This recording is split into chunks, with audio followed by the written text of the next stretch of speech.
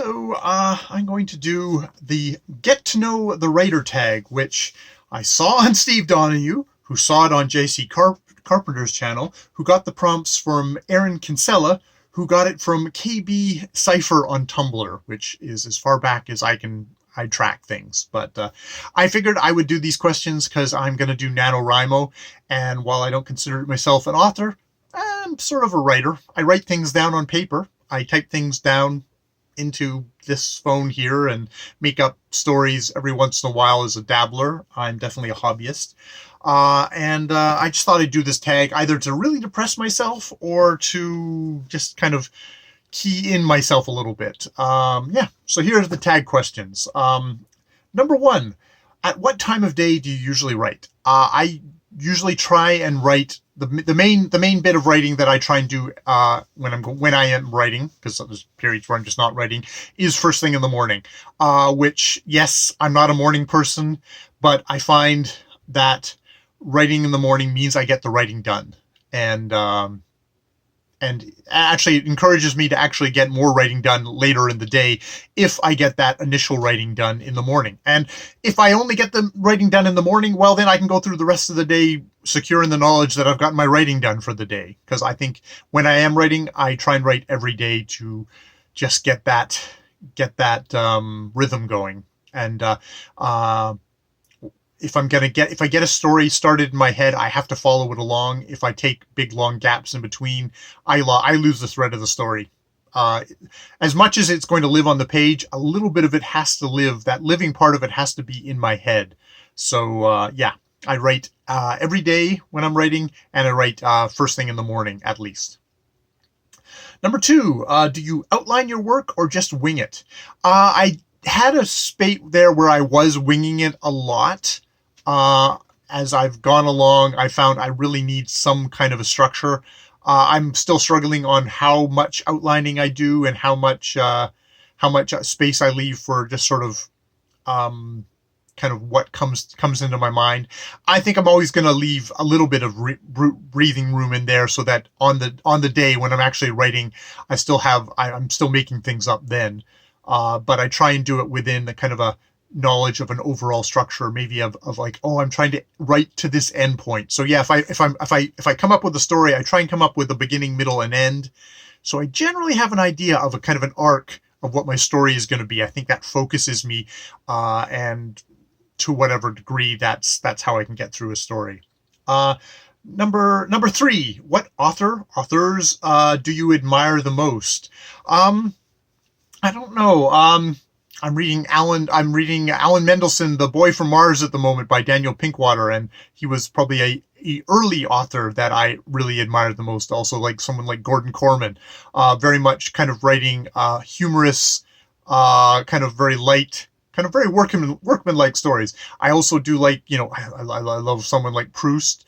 There's people that I love that I was like, no way would I ever try and write like them, because that's not me, and B, that's just so far out. Like, Angela Carter, wow, what an amazing writer. I'm no Angela Carter, and I think I actually, as much as I could reach for that, and whatever I fell short of that goal would become me. I don't know if that's particularly me, but yeah. But yeah, it's interesting, like authors you admire. It's like interesting, like an author that maybe is the most influential on me, maybe is not maybe my favorite author. So there's that. And I don't know what author that would be at this point. Number four, what is your least favorite genre to write or read? Genre.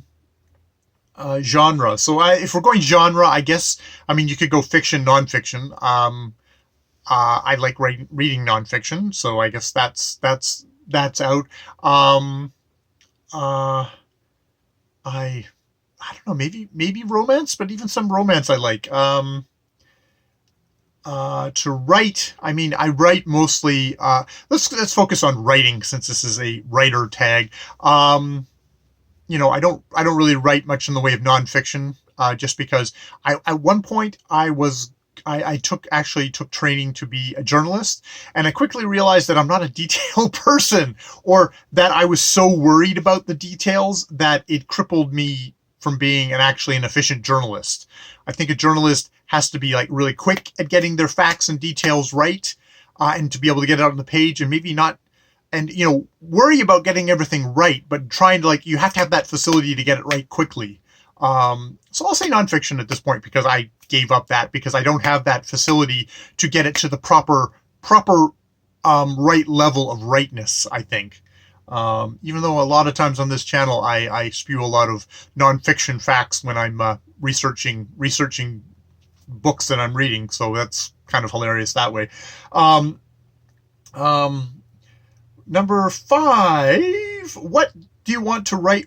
Do you want writing to be a hobby, or is it a goal to write full time? At one point, I had the goal of wanting to write full time, but I realized I'm just not temperamentally cut out to be a writer. I take it way too personally. I get too depressed by my writing. I don't want to show my writing to anyone. So it's like, this is definitely a hobby for me. This is something that I'm happy doing and writing, and that if nobody sees, I'm happy with. So that's got to be the definition of a hobbyist there. Number 6, what is the hardest part of writing for you? The hardest part of writing for me is having to revise. I like the initial rush of writing and creating a story, but when I have to circle back and actually read what I've written, and that initial heat and kind of delight of writing fades away, I get far too depressed by the crap that my first draft is. And of course it would be a crap first draft, and you have to edit to get better. I'm shitty at editing. I cannot, once the heat kind of goes off, and once I'm looking at something objectively, I start looking at it and going, wow, this is crap. And I have a lot of trouble with editing, if I actually even succeed in editing, without actually ending up just basically hating what I'm doing. This is probably why it's good that I'm not depending on this for doing this for a living or anything like that. Number 7, do you have a writing routine? My writing routine when I'm writing is, write every day. A lot of times this does center around NaNoWriMo. It's like, okay, 1 month a year, I'm really kind of into the writing. It's gotten more and more just like it's NaNoWriMo. I don't do it all the time, which probably also retards any growth that I would have as a writer. See, this is when we get into the depression part of me talking about my writing. Number 8, what is your solution to writer's block?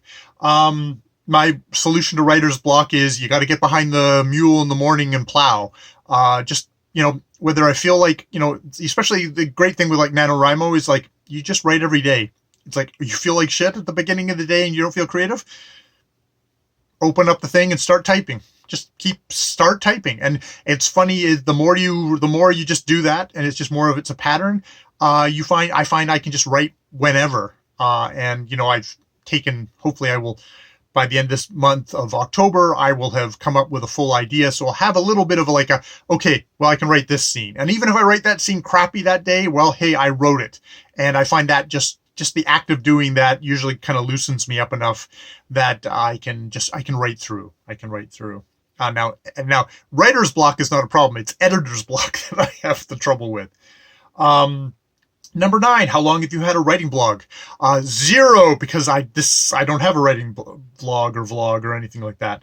Number 10, do you think having a writing vlog or blog helped your writing in any way? And I guess, if we could talk about, this is why I'm doing this tag, I guess, is to try and talk out some of my neuroses and just sort of get it out there. Hopefully diffuse it a little bit that way. I don't feel as crappy about being a crappy writer at the moment by just talking about it. Steve Donahue on his videos did say, like, you have to watch out. You just don't spend, if I did this video every day instead of actually doing writing, then I think I would just be eating my own tail, my own crap every day, and wouldn't be healthy psychologically, and it wouldn't get me anywhere.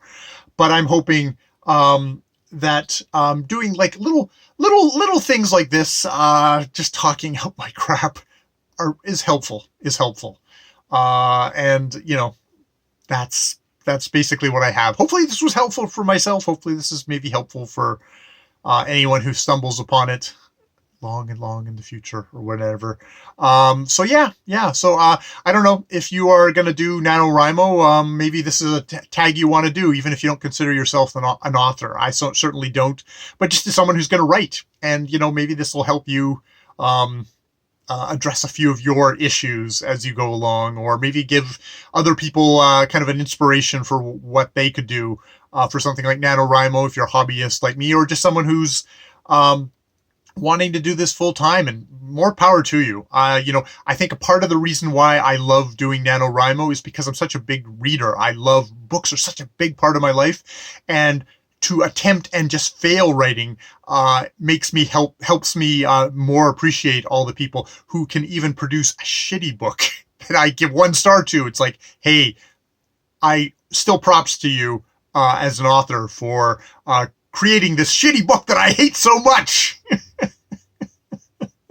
And, you know, even if I'm screaming at you because I thought the story was terrible and the characters are sexist and everybody's, you know, it's like, you made a book. Nobody can take that away from you, buddy. Hey, buddy. All right. More videos later.